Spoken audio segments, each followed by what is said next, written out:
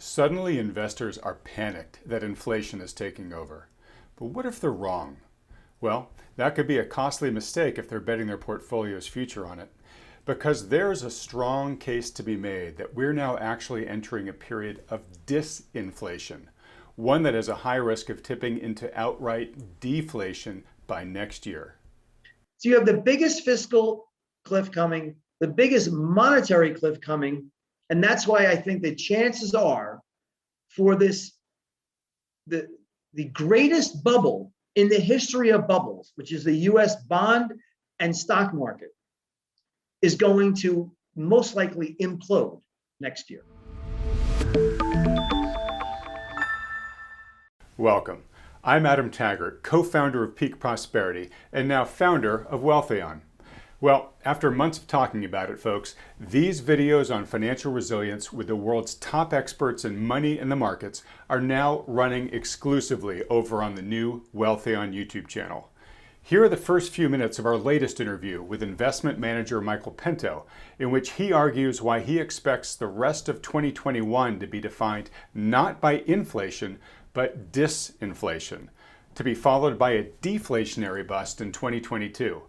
To watch the full interview, as well as all the others we'll release every week in the future, head over to youtube.com/Wealthion. We'll be waiting for you. All right. Well, look, Michael, let's jump right in here. Before I get to the long list of questions I have for you, I want to ask you the question that I ask all of our guests just before introducing any potential biases of my own. What is your current assessment of the global economy and financial markets today? Well, how long is the interview? Because you have a lot of questions, and then that question could be like, an hour. Okay, let me briefly just explain to you that the inflation deflation economic cycle model that I created had me long inflation and growth in 2020 and the very early part of 2021. I then changed, slowly morphed into a more disinflationary posture, which I maintain until today. So I think we're headed for, or are in and heading into deeper into disinflation, which I'm afraid could very quickly morph into outright deflation and possibly even depression in 2022. And I'll be glad to expound on that thesis if you'd like me to. Great. I will absolutely like you to. Why wouldn't you want me to? Yeah. I guess you would. Very quickly, for our viewers who perhaps aren't as steeped in financial jargon as you and I think most people kind of feel they understand inflation and deflation. Can you just explain disinflation for a second? So you mentioned the second derivative. It's just the rate of change. So slowdown in the rate of change. So if right now the way the government measures inflation is say 8% and it goes to 4%, well, you still have inflation. It's just the rate of change has decelerated. So that's disinflation. That's different than deflation, which is an outright contraction in prices, which I am not anticipating. I'm just saying that we will have inflation. It will be sticky. It will still be increasing, but the rate of change will slow down. That's all I'm saying right now. Very Great. Clear distinction between that and deflation and depression, which is possible in 2022. All right. Very concisely and well put. All right. And I do want to get to your thoughts there about outright deflation, because we had former Federal Reserve senior economist Lacey Hunt on the program a few weeks back, who made a very empirical argument for deflation. And so it sounds like you and he may be simpatico in certain ways in which you're looking at the markets. But first, I want to touch on some recent articles that you've written, some of your recent work. You've been ringing a warning bell that the strong recovery in both the economy and the financial markets is in the process of peaking. In your post last week titled "Peak of the Fake Bull Market," you say you see peak stimulus, peak asset valuations, peak profit margins, peak tax relief, peak vaccination distribution. All in all, you sort of see peak optimism wherever you look. You say that the tailwinds that we've been experiencing, since the beginning of this year, driving GDP growth and asset prices, will soon turn into headwinds. Can you explain why? Well, first of all, you did a pretty good job already on that question. Thanks. You have the most thorough questions I've ever been on with anybody. It's very nice to be with you. tell you. Thanks. Okay, so what caused the shortest recession in the history of NBER data? So National Bureau of Economic Research, they're the ones who declare when a recession starts and where a recession ends. They said the recession was only 2 months long when we shut down the entire global economy. Well, why is it that the stock market boomed right away, and why was the recession so truncated? Is because the Treasury of the United States spent $6 trillion. They borrowed and spent $6 trillion in a year and a half.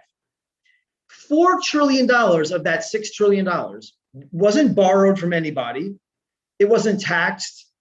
It was given to them by the Federal Reserve. It was printed by Mr. Powell, handed to the Treasury, and the Treasury sent it out in various forms: PPP, loans and grants, helicopter money. Everybody on the planet who didn't make over like $200,000 got the United States got $1,400 stimulus checks.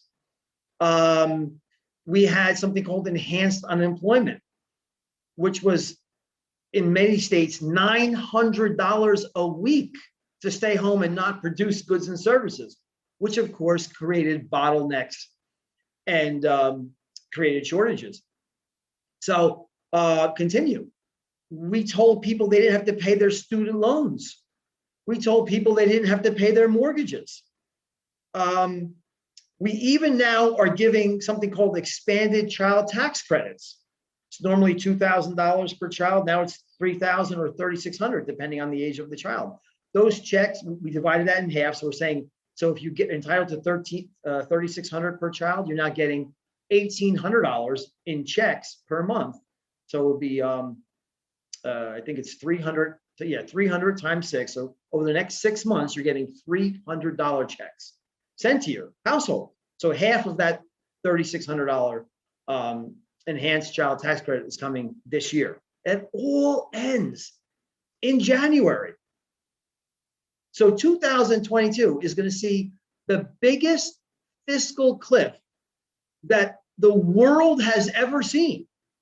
So again, in the last year and a half, we sent the equivalent of $50,000 to every family in the United States of largesse, of bread and circuses, most of which was monetized by the Federal Reserve, which created this ersatz fake and phony boom economy, and most importantly, a booming stock market predicated on this fiscal support, which almost completely goes away in 2022. The fiscal support equaled 25% of GDP. That rate of change is going to 2% of GDP next year. So when you add that to the monetary cliff, which is coming, we have never before had a QE at this pace. The QE pace in 2008 and 9 was $85 billion a month. That was the peak of quantitative easing. In other words, the pace of asset purchases by the Federal Reserve. That was made $120 billion in March of 2020. It's going to go to zero sometime in 2022. So you have the biggest fiscal cliff coming, the biggest monetary cliff coming, and that's why I think the chances are for this, the greatest bubble in the history of bubbles, which is the US bond and stock market, is going to most likely implode next year. Okay, very well said. We hope you've enjoyed the first few minutes of this interview with investment manager Mento Pento. To watch the rest of the discussion, and it's a long and excellent one, folks, with lots of specific predictions and investment recommendations, head over to youtube.com/Wealthion. And be sure to subscribe to the channel when you do. Thanks for watching.